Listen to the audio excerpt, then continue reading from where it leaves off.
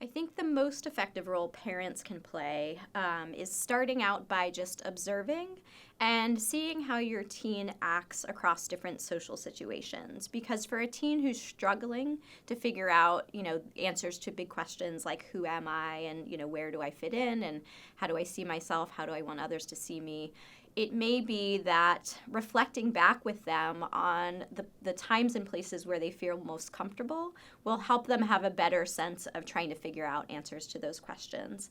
I think another strategy that parents can think about is making sure that you're providing space for teens to come up with answers to those questions themselves and to allow for lots of flexibility and change over time.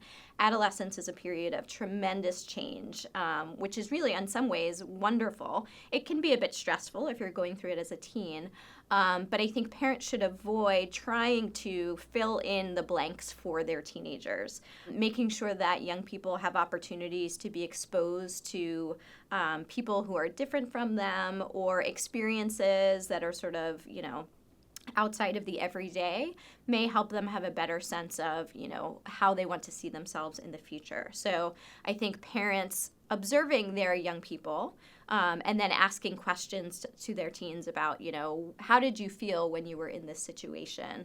Or when do you feel most comfortable? When do you feel like you can really just let your hair down and be yourself? Can help a young person start to engage in some of their own self-reflective processes. And again, not filling in those questions for them and not making assumptions about who you think your teen is.